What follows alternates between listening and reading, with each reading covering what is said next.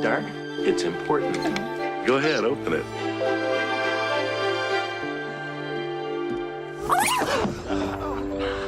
What is it?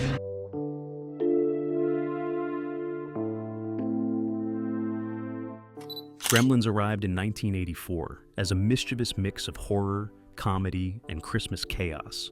But behind the adorable face of Gizmo was a production filled with unexpected rewrites, broken puppets, abandoned scenes, and studio controversies that pushed Hollywood into uncharted territory.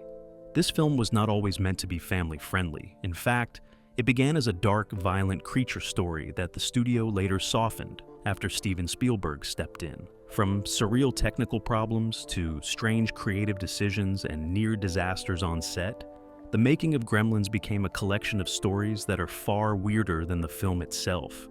This outline uncovers 20 of the strangest behind-the-scenes truths fans rarely hear, arranged from the most shocking to the most surprising. Gizmo was originally meant to transform into Stripe. The earliest version of Gremlins contained a twist that would have completely changed how audiences viewed the film.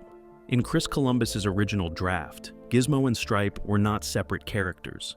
Gizmo was meant to transform into the villain after the rules were broken. Instead of the gentle, innocent mogwai that fans adore, he would eventually mutate into the vicious leader of the Gremlins. This meant the hero would lose the creature he loved, turning the story into something much darker and more unsettling. Steven Spielberg immediately rejected the change. He insisted that keeping Gizmo cute and constant throughout the film would anchor the emotional heart of the story. Without a stable point of innocence, the movie risked becoming too bleak. Spielberg's decision forced last-minute changes that required building new puppets, rewriting entire scenes, and creating Stripe as a separate antagonist. What began as a practical creative adjustment became one of the most influential story decisions in the film.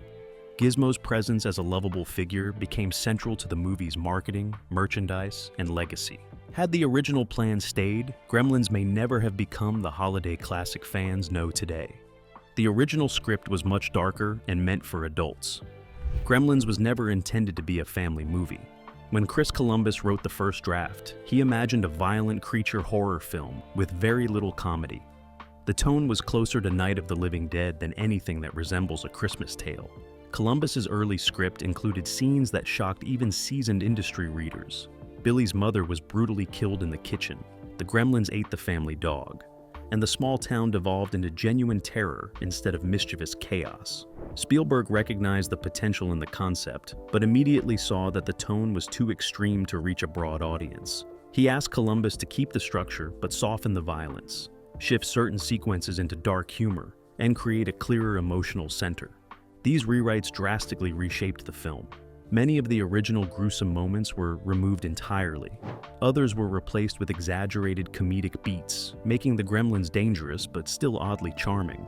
While the movie kept a mischievous edge, it no longer resembled the grisly creature feature Columbus first wrote. The transformation from horror to hybrid comedy is now considered one of the most important tonal evolutions of any major studio film of the 1980s. A deleted scene showed Gremlins killing Billy's dog. Among the most disturbing ideas from the original draft was a planned sequence in which the Gremlins killed Billy's dog, Barney. In the earliest script, the creatures do not simply harass the family, but deliver real and permanent harm. Studio executives flagged the dog's death as one of the most upsetting elements. While the film already contained intense moments, killing a beloved pet risked alienating younger viewers and creating emotional backlash among audiences. Many believed it crossed a line the movie did not need to cross. When Spielberg and Columbus began revising the script, this scene was one of the first to be removed. They realized the threat of harm to the dog would still be effective without showing it happen. Barney survives in the final film, and his safety becomes part of the emotional tension instead of a point of trauma. This deletion helped shift Gremlins from outright horror towards suspense with comedic undertones. Though removed early, the dog death sequence remains a well-known example of how far the original script pushed violence before the story was rebalanced for mainstream audiences. It also reflects how carefully Spielberg calibrated tone to maintain a broad, multi-generational appeal. The film helped create the PG-13 rating. Gremlins became part of one of the most significant moments in Hollywood rating history. When it was released in 1984, the Motion Picture Association only had two categories between general audiences and restricted content. PG films were considered safe for families, while R films were limited to adults. Gremlins landed somewhere in the uncomfortable middle. Parents expecting a light Christmas comedy were shocked by scenes of exploding gremlins, frightening attacks, and unsettling creature behavior. The same summer saw Indiana Jones and the Temple of Doom receive similar complaints. Spielberg, who produced both films, approached the MPAA with a suggestion. Instead of pushing these movies into the R category, a new middle rating could bridge the gap. Within weeks, the MPAA introduced PG-13. This new rating allowed films with intense content to avoid the full restrictions of R while still alerting parents to higher levels of danger. Gremlins became one of the catalysts for this shift, shaping how American films have been classified for 4 decades. Today, PG-13 is the most financially important rating in Hollywood, used for blockbusters, action franchises, and large-scale family thrillers. Gremlins inadvertently helped establish an entirely new category of film guidance. Gizmo's animatronics constantly malfunctioned. Gizmo may look adorable on screen, but behind the scenes, he was one of the most unpredictable and frustrating pieces of technology on the set. The puppet's tiny size created enormous engineering challenges. Each ear, eyelid, smile, and facial twitch required miniature motors, wires, and delicate internal mechanisms. These components overheated, jammed, or simply refused to function throughout the shoot. One of the running jokes among the crew was that Gizmo caused more delays than any actor or location. Some days, entire scenes were halted because a single eyelid would not open properly. In other cases, puppeteers had to crouch uncomfortably under tables or behind props for hours, attempting to synchronize movements while the puppet misfired. Director Joe Dante often shot backup angles without Gizmo functioning, just in case the animatronic failed completely. The puppet's fragility even led to rethinking several story moments. Spielberg later admitted that the difficulty of operating Gizmo was one of the reasons Stripe was created as a separate villain. In spite of the constant mechanical trouble, Gizmo went on to become the film's most iconic figure, proving that the struggle was ultimately worth the effort. Spielberg forced last-minute script revisions. Steven Spielberg's involvement in Gremlins went far beyond producing. Once he saw Chris Columbus's original script, he believed the concept was brilliant, but the tone was too extreme for the audience he wanted to reach. Spielberg requested multiple late rewrites that reshaped characters, emotional arcs, and the overall mood of the film. One of his most important decisions was insisting that Gizmo remain innocent from beginning to end. This required altering the entire second half of the script because the original story had Gizmo turning into the villain. Spielberg also pushed for more humor, more warmth, and more lighthearted chaos instead of pure horror. Entire scenes were rewritten on set to adjust pacing or soften overly dark moments. These changes caused significant production stress, but ultimately created the distinct identity Gremlins is known for. Spielberg's fingerprints are visible throughout the final film, especially in its balance of charm and danger. Many industry insiders believe that without his guidance, Gremlins would have remained a niche creature feature rather than an enduring Christmas classic. His last-minute creative calls, although controversial, shaped one of the most memorable genre blends of the 1980s. The Gremlins needed up to 20 puppeteers for a single shot. The Gremlins may appear chaotic and full of personality, but bringing them to life required a breathtaking level of technical coordination. During production, some scenes demanded as many as 20 puppeteers working in perfect synchronization to control a single group of creatures. Each gremlin contained internal mechanisms for eye movement, mouth articulation, limb motions, and body gestures. Because they were practical effects, everything had to be performed live during filming. The puppeteers hid under tables, behind counters, or inside specially built platforms where they operated levers, rods, and remote controls. This made the set crowded, hot, and extremely difficult to maneuver. Any small mistake, such as a hand slipping or a motor sticking, meant the entire shot had to be reset. Complex sequences like the bar scene in the movie theater riot required dozens of puppets and multiple full teams working side by side. The amount of effort behind these moments was so intense that several crew members said they felt like they were coordinating a large-scale stage production rather than a film. The result, however, was a level of tactile realism that helped make Gremlins one of the most visually memorable creature films of the decade. The cast often acted to empty space. Although Gremlins is filled with animated creatures, many scenes were filmed without any functioning puppets present. The animatronics were notoriously temperamental, and breakdowns were common. As a result, actors frequently performed scenes while imagining where the Gremlins were supposed to be. Joe Dante often instructed them to react to empty chairs, dark corners, or spaces marked with tape. The difficulty was especially challenging for Zach Galligan and Phoebe Cates, who had to maintain emotional intensity while responding to invisible chaos. Timing became one of the greatest obstacles. Actors had to pause, flinch, or deliver lines according to beats that would later include puppet movements. Sometimes, puppeteers operated partial mechanisms just to give the cast something to react to. But even these limited motions broke often. Corey Feldman recalled that many days felt like rehearsing a play without the other actors. This unusual process required the cast to rely heavily on imagination and direction, since each scene would be completed later through close-ups, insert shots, or functioning puppet takes. Despite the challenges, the performances remained convincing, a testament to the cast's ability to commit fully to the illusion of living creatures wreaking havoc around them. Chris Columbus wrote the script after hearing mice fighting in his apartment. Gremlins began with an unusual moment of inspiration from writer Chris Columbus. While living in a small, inexpensive New York apartment, Columbus often heard strange noises coming from the walls late at night.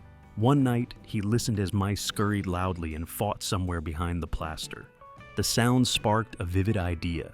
What if there were tiny creatures living in the shadows, unseen by humans, creating trouble when no one was looking?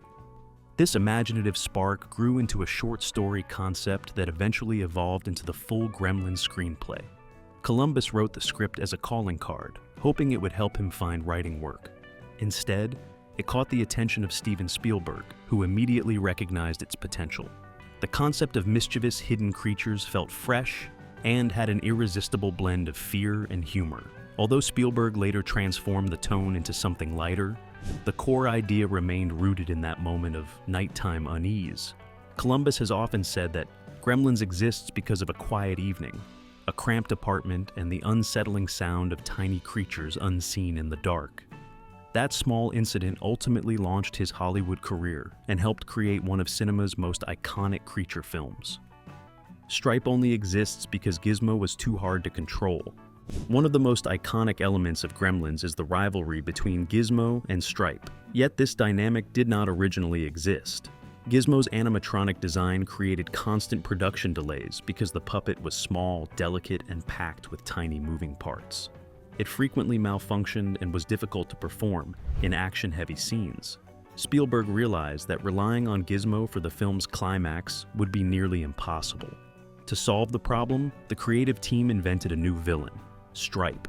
By separating Gizmo from the antagonist role, the filmmakers could design Stripe's puppet to be larger, simpler, and more durable. Stripe's aggressive personality also gave the film a clearer threat.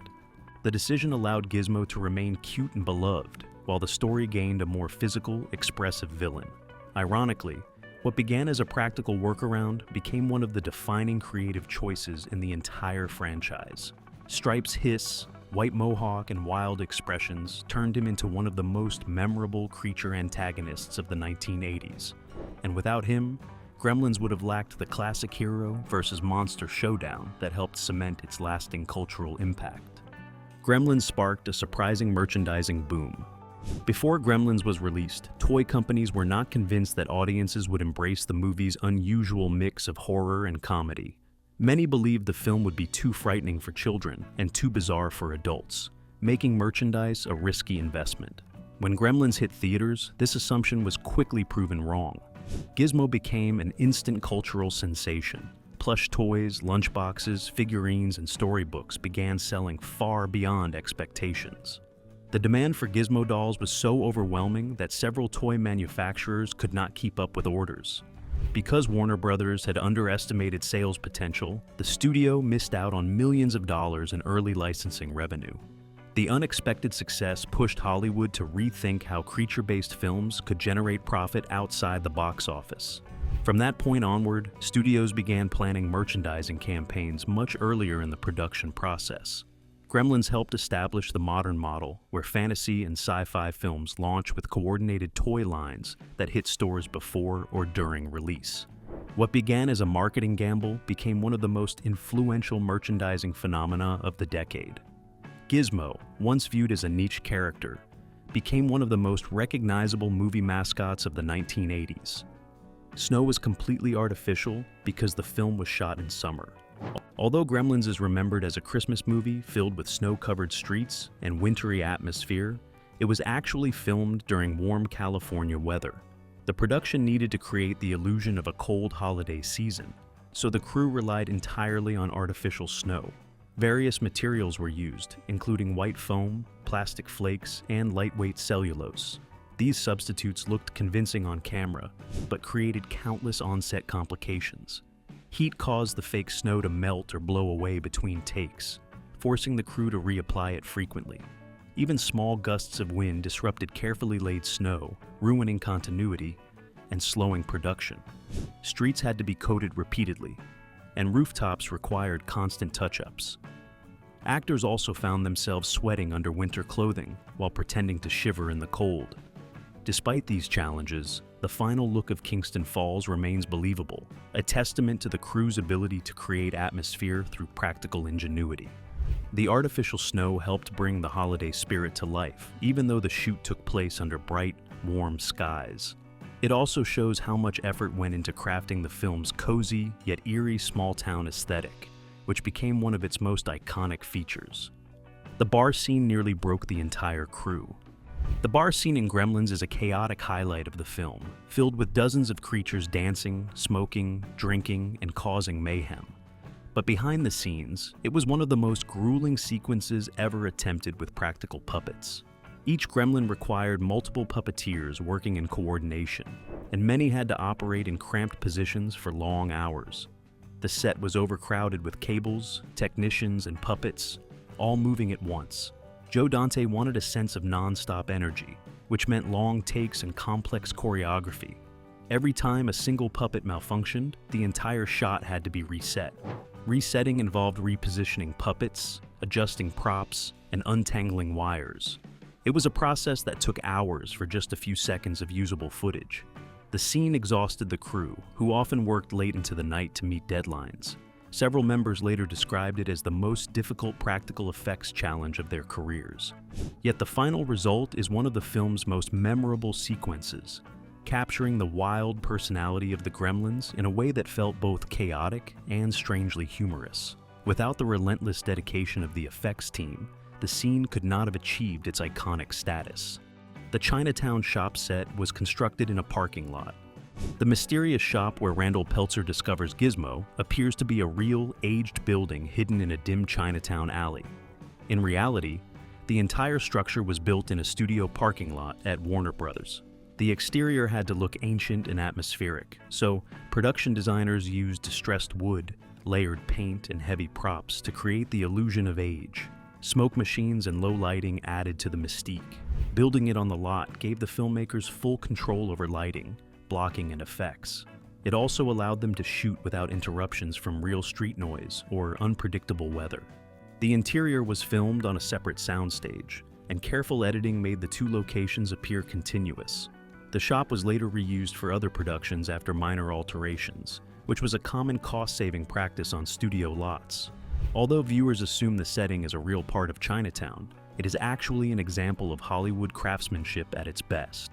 The shop's atmosphere sets the tone for the entire film, and its creation in a parking lot shows how movie magic often begins in the most ordinary spaces. Phoebe Cates' Dark Santa story was almost removed. One of the most shocking moments in Gremlins is Phoebe Cates' monologue about her father dying while dressed as Santa Claus. The scene shifts from comedic chaos to somber tragedy, catching viewers off guard. Studio executives were uneasy about including such a bleak moment in an otherwise energetic film. They believed it disrupted the pacing and threatened to alienate younger viewers. Spielberg also had doubts, feeling that the tone veered too sharply toward darkness. Phoebe Cates, however, argued passionately for the scene, believing it gave her character depth and emotional weight. During test screenings, audiences reacted strongly. Although the monologue was disturbing, it became one of the most memorable and discussed scenes in the film. Its unexpected emotional impact convinced Spielberg to keep it. The moment helped define the movie's unique tonal blend, balancing humor with unsettling realism. Today, the Santa story remains one of the most talked about lines in Gremlins, and is often cited in discussions about the movie's unusual tonal shifts. Without Cates' commitment and audience support, the scene might have remained on the cutting room floor. Spielberg almost cut the Santa monologue entirely. While Phoebe Cates' Santa monologue has become one of the most unforgettable scenes in Gremlins, Steven Spielberg initially pushed to remove it. He believed the moment was too grim and risked derailing the film's delicate balance of humor and holiday charm. According to the cast and crew, Spielberg felt that the speech clashed with the playful tone he wanted to guide the movie toward. Joe Dante disagreed and argued that the monologue gave the story emotional grounding in the middle of the chaos. During test screenings, audiences were stunned by the scene, but responded positively to its unexpected weight. Their reactions convinced Spielberg to reconsider. The monologue remained intact, and over time it has become one of the most cited examples of Gremlins' unusual ability to mix whimsy with darkness. Many filmmakers and critics still reference it when discussing tonal risks in mainstream cinema. Had Spielberg followed his first instinct, the movie would have lost one of its most iconic emotional beats. Instead, the scene stands today as a defining reminder of how bold creative choices can elevate a story beyond genre expectations. Real fire was used during several Gremlin attacks. Gremlins relied heavily on practical effects, and the production often pushed physical stunts to dangerous extremes. Several attack scenes used real fire on set, including moments when gremlins catch fire or interact with flames. Because the creatures were animatronic and covered in delicate materials, using actual fire posed significant risks. Puppeteers had to coordinate movements with stunt teams, ensuring flames would ignite at the right moment while keeping performers safe. Heat frequently damaged the puppets, requiring extensive repairs between takes. The kitchen battle, where Billy's mother fights off the creatures, involved genuine flame bursts timed with precise camera movements. Safety teams stood just off frame, ready to extinguish fires if anything went wrong. Today, filmmakers would likely rely on digital effects, but in 1984, authenticity required real pyrotechnics. The practical fire stunts helped give the scenes a visceral quality that audiences still feel. The slight unpredictability of real flames added tension and realism, making the Gremlins seem far more chaotic and dangerous. These practical risks contributed to the film's lasting visual impact, demonstrating how committed the crew was to creating memorable creature action. The water tank hatching scene used over 100 small effects. One of the most striking sequences in Gremlins is the transformation scene, where new gremlins hatch from pods inside a large water tank. The moment required a complex combination of bubbles, lighting cues, steam, mechanical pods, and hand-triggered effects. More than 100 individual elements were synchronized to create the illusion of living creatures emerging from goo-filled cocoons. Effects artists crouched beneath the tank, operating air hoses, triggering pneumatic bursts, and activating hidden motors while communicating through headsets. Any mistimed cue would ruin the shot and force a long reset. Because the mechanics were tightly packed, failures were frequent. Still, the team pushed through dozens of takes to perfect the scene. The final sequence became one of the most iconic images in the film, showcasing both the horror influence of the original script and the craftsmanship of the practical effects team. For many viewers, the hatching moment created unforgettable tension by mixing biological imagery with mechanical artistry. The scene remains a standout example of how creative teams in the 1980s achieved impressive results without digital tools. Gremlins used practical ingenuity to build a transformation moment that continues to inspire creature effects artists today. Some gremlins were modeled after crew members. While designing the many background gremlins seen throughout the film, the creature effects team added playful details inspired by real people on set. Several gremlins featured exaggerated versions of crew members' facial features, expressions, or quirks. These small touches came from sculptors who wanted to personalize the creatures and keep morale high during long hours of puppet construction. Many background gremlins were never meant to have specific identities, but the subtle human-inspired features made them visually distinct. This approach also gave puppeteers more variety to work with, ensuring that the creatures looked different in wide shots and crowd scenes. The in-jokes helped keep the team entertained during an exhausting production filled with constant mechanical issues. While most viewers would never notice the resemblances, the crew members recognized themselves immediately when reviewing footage. The idea that bits of their likenesses appear in the finished movie has become a fond behind-the-scenes anecdote shared in interviews and retrospectives. These playful sculptural references show how much personality and craftsmanship the designers poured into even the smallest background creatures. It is one more reminder that Gremlins was a film built by a team that found creativity even in tiny details. Sets were secretly reused throughout the production.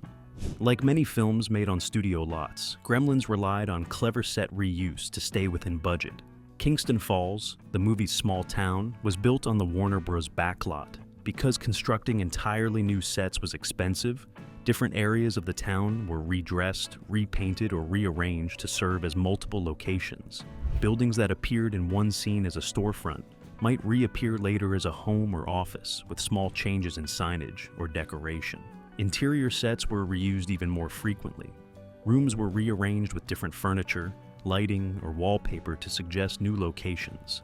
This practice allowed the production to film efficiently without sacrificing visual variety. The backlot used for Gremlins later appeared in films like Back to the Future, further showcasing how frequently Hollywood reuses iconic spaces.